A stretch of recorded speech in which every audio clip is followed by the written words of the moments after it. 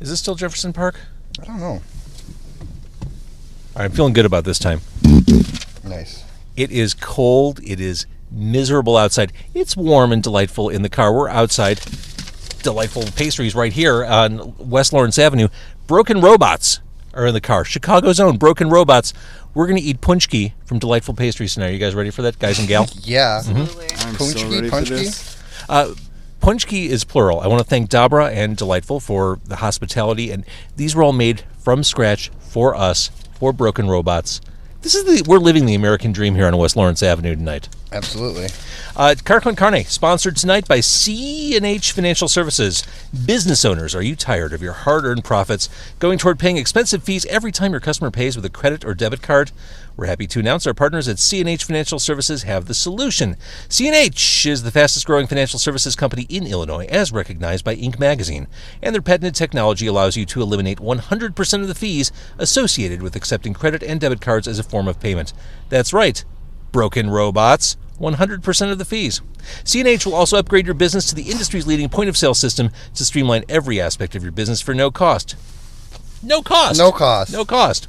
Visit freeprocessingnow.com or call 855-600-2437, extension 999, 666 upside down, and start saving money today.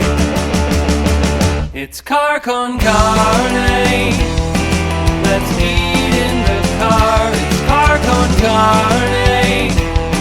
And now here's the star of our show, James Van Alstyne.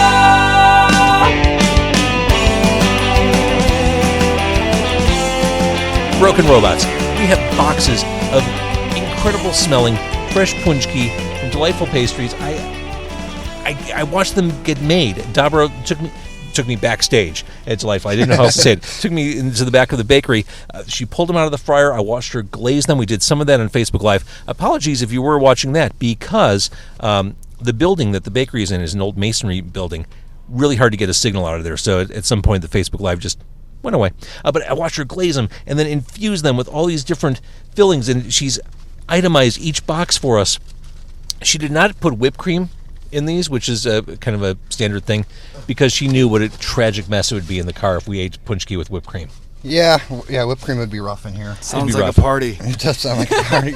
All right, so quick roll call, Broken Robots. Yes, I'm Tony Baker. I play guitar, sing backup vocals, and I also engineer and mix everything. Me next. Should I be next? Sure. Sure, you should. My name is Kat Baker. I write the lyrics. I write some of the music. Just recently I started writing drum parts for the band too. And I also do a lot of the management stuff right now. I'm Lonnie, and I'm just going to keep it at that for right now. If you didn't hear, that's Lonnie. He's the emotional support bass player. Yeah, the emotional support bass player for me and for Kat and I. He's the one who's not married to a member of the band. Yeah. Correct. Thanks, James. I'm the third wheel. It's cool. Here's some napkins. Yeah, no, it really is cool. Nice. Like, if it wasn't for these guys, I wouldn't be in a band. See? True. Yeah. So before we open up the boxes of punchki, I do want to say the new music I'm hearing from your band is really freaking good. Thank you. I love what you're up to right now. EP on the way? Yes. And it is called? The Escape Artist. Not an official date yet, but shouldn't be more than a few months. Everyone's talking about Dimes and Quarters. Mm-hmm. Just a fantastic song, which I want to ask you about the lyrics, because I think it ties into some Broken Robots history. Mm-hmm. Before we Yes. get there, let's talk about food. Let's talk about punchki. All right, Kat, what do you have back there? I have a passion fruit one. Which, Okay, that's the one I want to try. I just tried a spoonful of passion fruit in the bakery. Yeah. Bust that open. All right, Lonnie, what do you have? I have a little piece of heaven in a box, James. Strawberry. Oh my God, this is amazing. Look at that. His hands are shaking. There's Lonnie's still one. hands are shaking. Have we distributed the napkins? I gave I've some. got two. I have I'm none. gonna look But like just I like stepped anything in out of life, a I always zombie keep movie everything, since I have most of none. everything for myself. And Kat, do you have some? You got two in there? I have napkins, yes. Okay. All right, and what do you have up there? it's You have plum, right? I think so. It's got something kind of sticking out the side. it that say looks on the really good. top? Raspberry. Oh, yeah. This is a cheat sheet. Plum Yeah, butter. Plum butter. Ooh. Okay, that's the passion fruit? Yeah. I'm going to steal one. Do it. I only got one in here, guys, so we're gonna have to. I've got That's two more fine. boxes worth, guys. Oh my yeah. goodness. Here's a plum. Again, butter. I want to thank Dabra Yeah, is it Thank Dobra? you. Dabra. Dabra. Thank This you, looks Dabra. like a sandwich. Here you go. It is like a I'm sandwich. good. Do I I want eat it this like one. do I eat it like a sandwich? Eat it like a donut. Eat it. How do I eat this? Well, no, because it looks like a little strawberry sandwich. I don't want to give you Look at rules, this. man. I don't want to tie you down. It's you, still you do warm. you. Holy It's still crap, warm. that really is good. Oh goodness. There's nothing like a traditional donut or anything, so that's really interesting. Nothing like it. Oh my God. I know it's like Mach. This is so good. That was Polish. cliche and all, but there's definitely love in this. There is. There's care. You can She knows tell. what she's doing. She totally knows what she's doing. As she explained on the Facebook Live earlier, a donut, like if you get a Krispy Kreme, you chew into it and it just kind of flattens out like a pancake. The dough just stays intact. I mean, it's light. There's rum in the batter.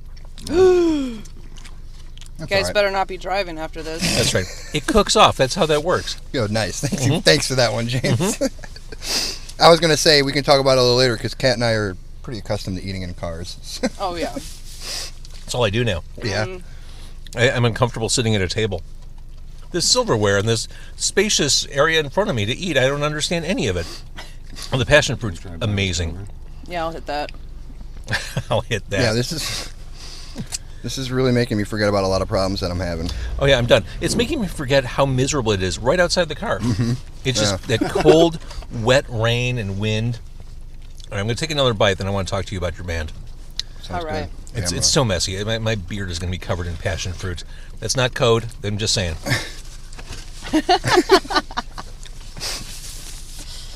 Tony, you want to try it? You want to No, I'm hit going to this? hold off just for a minute. I want to get my bearings. It's not going to be. Don't get overwhelmed too fast. You know I what? know. You don't eat You're sugar. lost, brother. I have problems with sugar. James, you don't know what you just did. Kat, do you agree about this passion fruit? It's really good. Oh, my God. I Yeah, need to try one of those. yeah here, try it. Oh my God. Hey, I gotta finish this one. All right. You know what's great about it? It doesn't just taste like artificial sugar. You know, No, it's it not tastes just, real. It tastes, yeah, it's very Oh, authentic. this is 100% legit. Yeah, it's really good.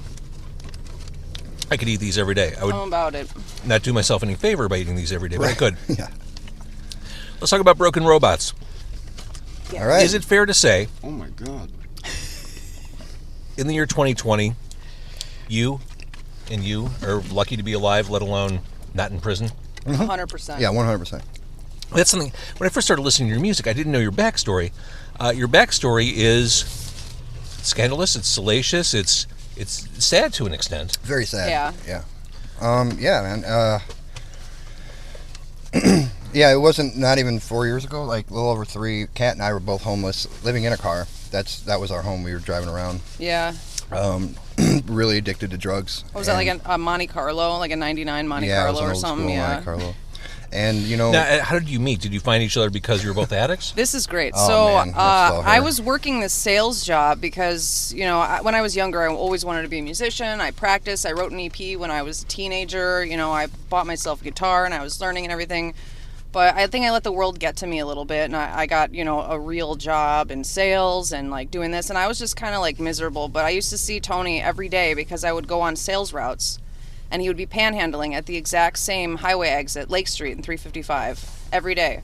And I give him a couple I know exactly bucks. where it is. Yeah. probably saw me there. Yeah, I you used might to have work seen over him. there. Yeah, I had a beard. There's a Walmart right over there. Mm-hmm.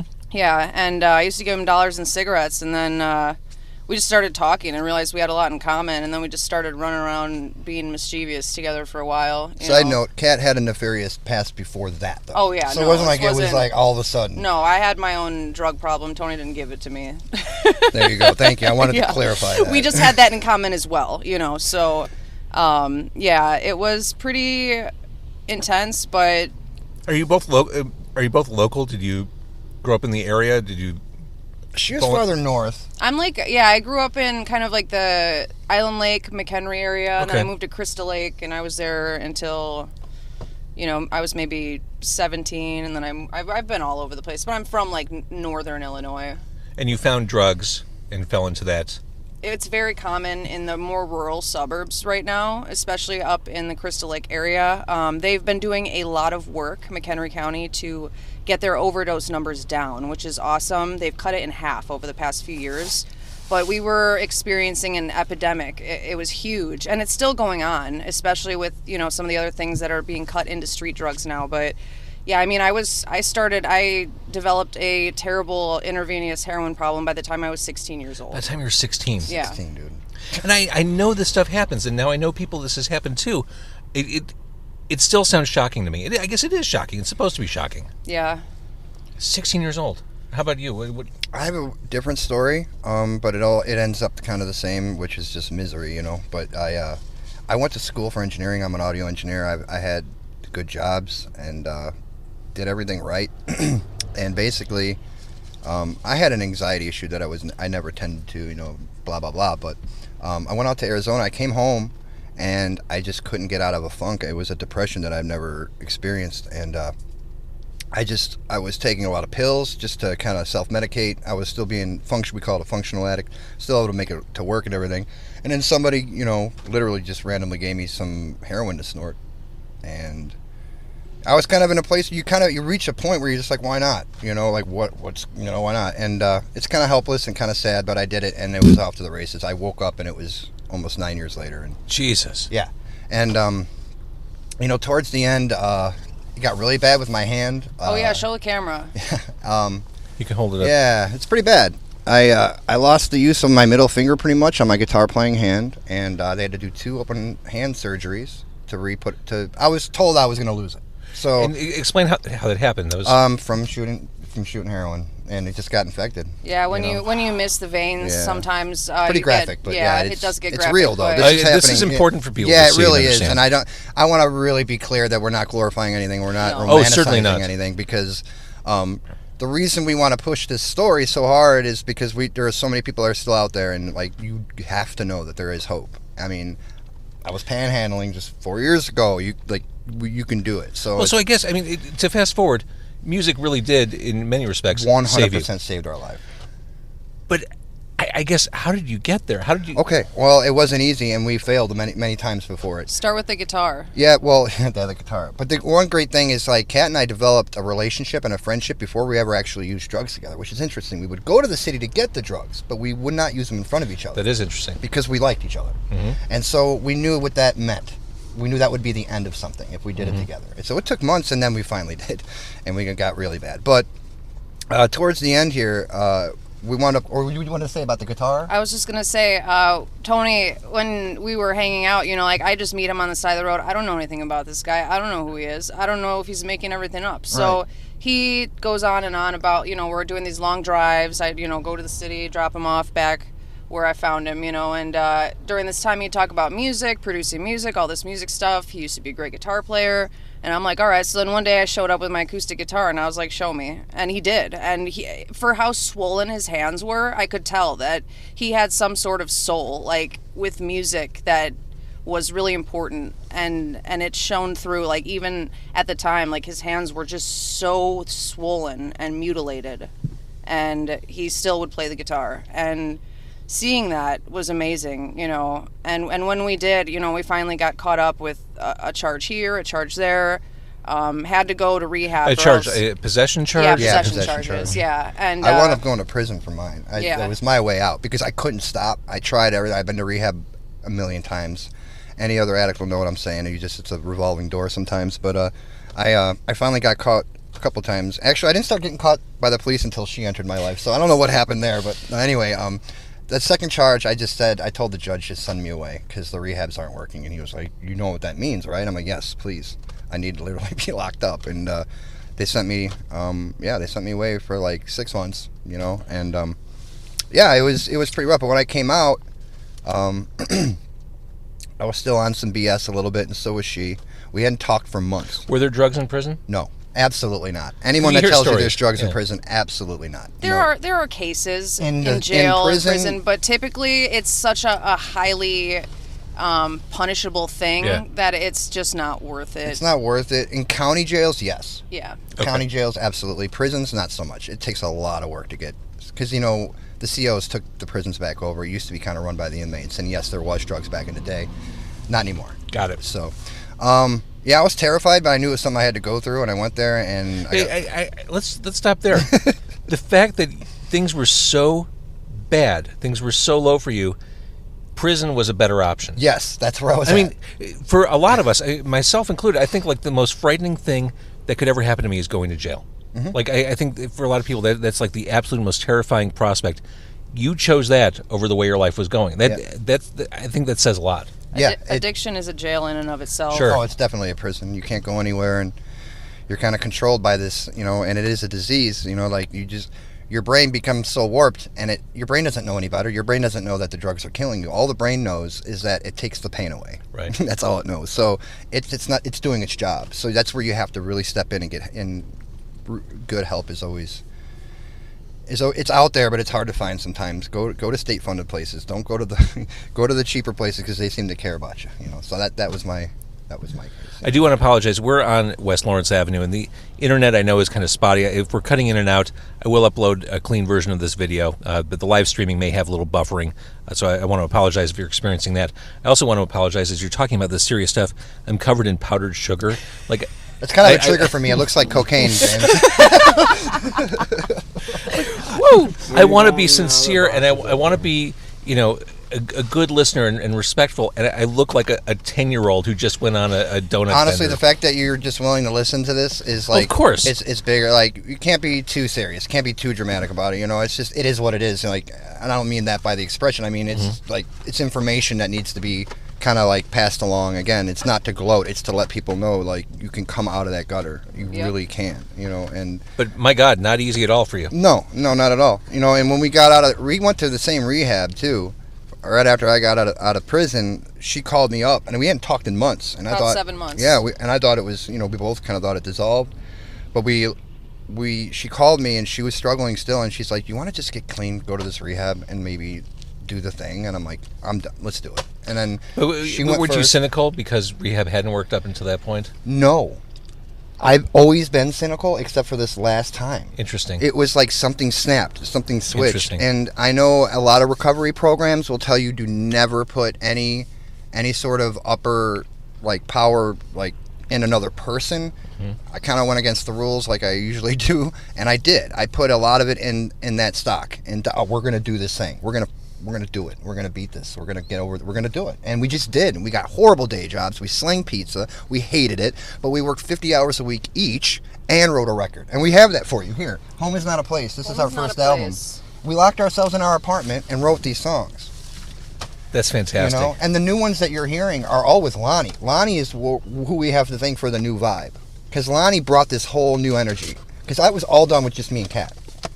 There's bad habits. That's me and Kat. That's Kat. Yeah, that was the first one where we started opening up about it and being like, this is what we got to tell people. Always letting our sins turn into bad habits. Yeah, There it is. Yeah. I'm glad you heard it. All right, Yeah. That's great. Yeah, people like that song. Yeah, it's a little bit more of like a lighthearted vibe, but it's got like some dark subject matter, and that's kind of a lot of what we try to do with our music. Sometimes, like now, especially with the second release that we're working on, it's getting a little bit darker in the feeling, but hopelessness is something that we don't necessarily want to give people. We want to explain, the struggle and how it feels to go through this, but we also want to be able to give people hope. And like with a lot of our songs, like we'll tie it up at the end, like that, like it's gonna be okay. Like this is real, and these things happen, and it's not fair. But at the end of the day, like you can always turn around. It doesn't matter, even if you think you're so bad that your hands are gonna fall off. And nobody knows where you've been for 8 years. You can still turn around and come back. Even if you were born into a situation where you ended up using drugs at a very young age and you don't really know how to do anything else, you can still learn. See, and again, I'm still kind of floored by this. Very articulate, smart, wildly creative people. That's the stigma. Yeah, the stigma makes you think that everybody, and it's not you. I'm just saying a lot of people like have an idea in their head when they think of a junkie. They think that it's somebody who doesn't care about anything, or somebody that, is devious, or somebody who doesn't care about other people. And it really, like, when you are unaware of what a drug like that can do to your brain and how it prioritizes itself in your brain as a need, just like food and water and family, like it becomes just as, if not more important than all those things in your brain, because that's what opiates are kind of programmed to do once you get addicted. And it's just people who are sick. It's once you separate the person from the drug and you can give them healthy coping mechanisms, like writing music about their struggles, it can really, your brain changes. Totally get that. You have to remain humble though and honest. You Yeah. can't glorify it. That's the big thing. That's where we're always really trying to keep it in check. And a lot of the times our music can be kind of bubbly and can kind of be in, a major chord progression and stuff, but I always love how Kat incorporates her lyrics. It kind of like contrasts it always. And that's something that I've been really happy about our writing processes. Well, let's talk about Dimes and Quarters. Mm-hmm. Kat, tell me about the lyrics to that one. So, I'm going to say Someone Who Isn't Me is who this song is about. It's about a person who isn't me, and they went through a struggle where they were put in a position where they lost out on some income, and they didn't know how to make it, because sometimes even if you're working 40 or 50 hours a week, if it's an entry-level, low-level job, you're waiting tables, you only make $4 an hour plus tips. You know that there's a way out, and you can do it, and there's a chance that you'll get away with it, and to know that's an option. Like, there's a struggle within, like, every person who's been there where they've done nefarious things to get by because they had to, where you're trying to live life on the straight and narrow, and you're put in a position where it'd be so much easier if you didn't have to do that, but you know in your heart that that's wrong, and you want to live life the right way. It's just like a frustrated sort of lyrical content about, the push and pull of this thing inside of you that tells you that, like, nobody will know if you just do it once. Nobody's gonna know. But that's, that's the evil part of your brain telling you things are okay that aren't okay. And yeah. It's a really haunting, hypnotic song.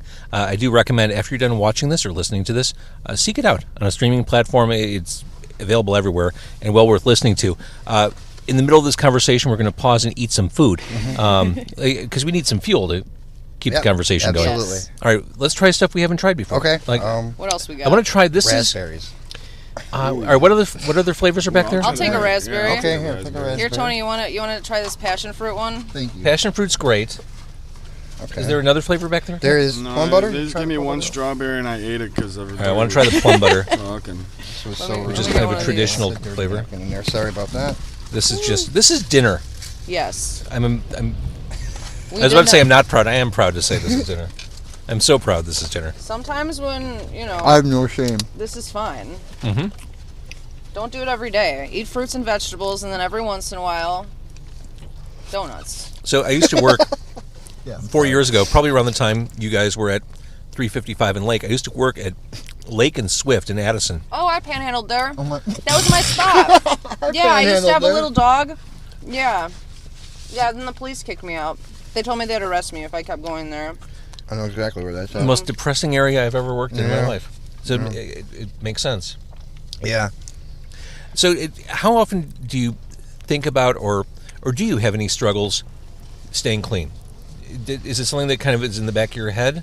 Like this devil on your shoulder? Well, most constantly, but you learn to deal with it and how to reason with it.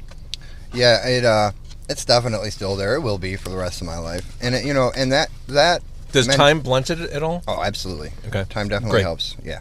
No, it definitely gets better, and you find new muses. You find different things to live for. Once your brain and it takes a good year, and that's why I think heavy recovery early on is very important. Mm-hmm.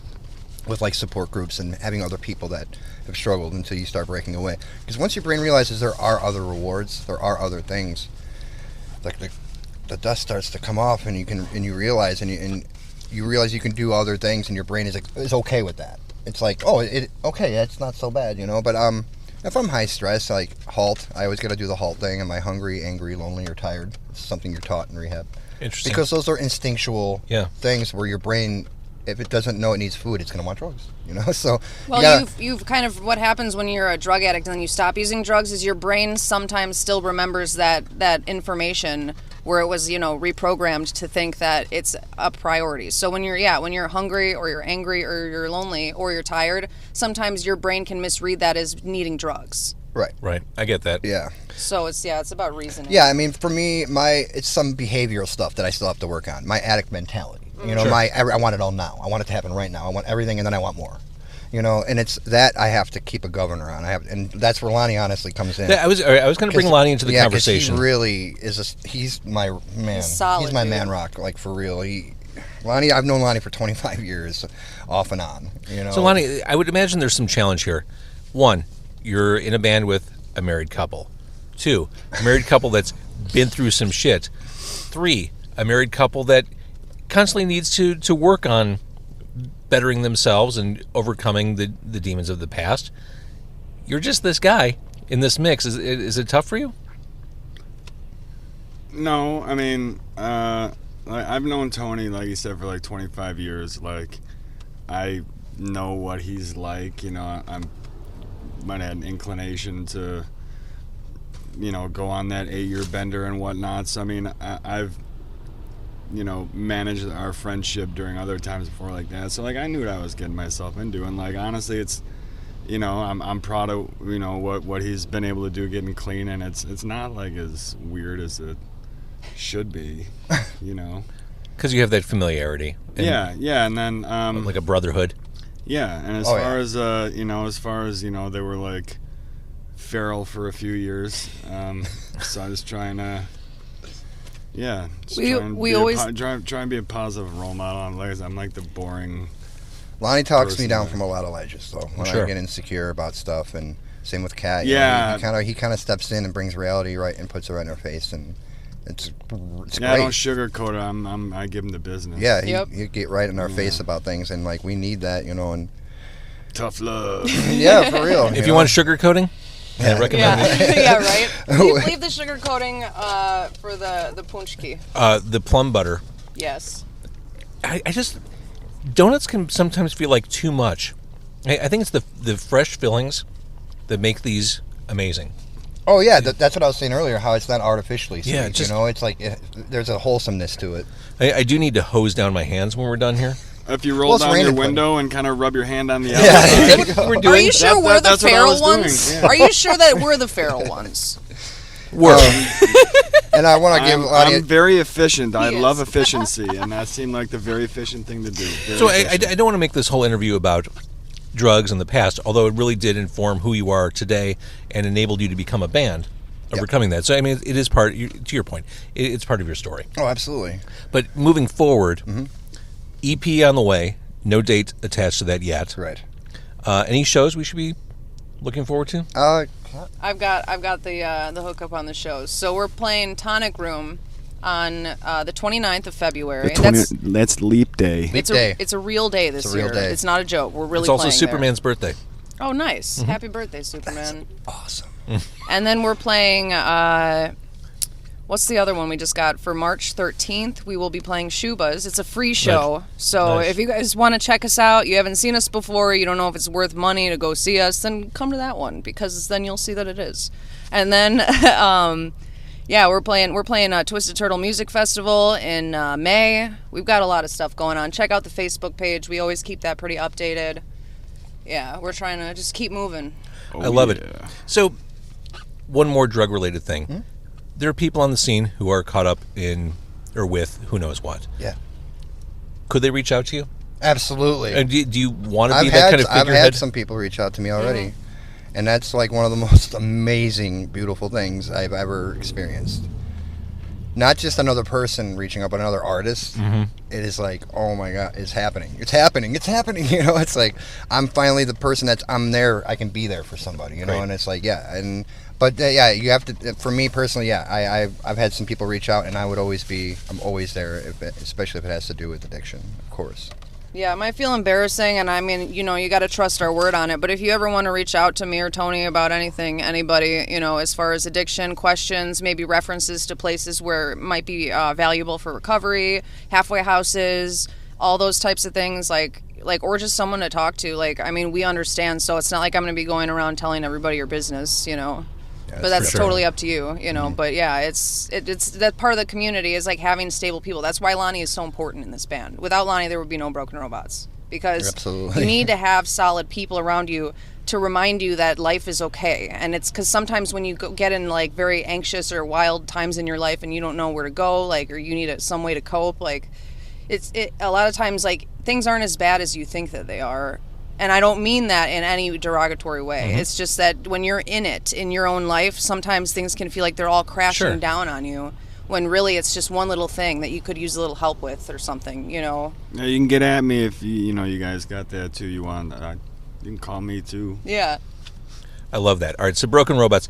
The band sounds great.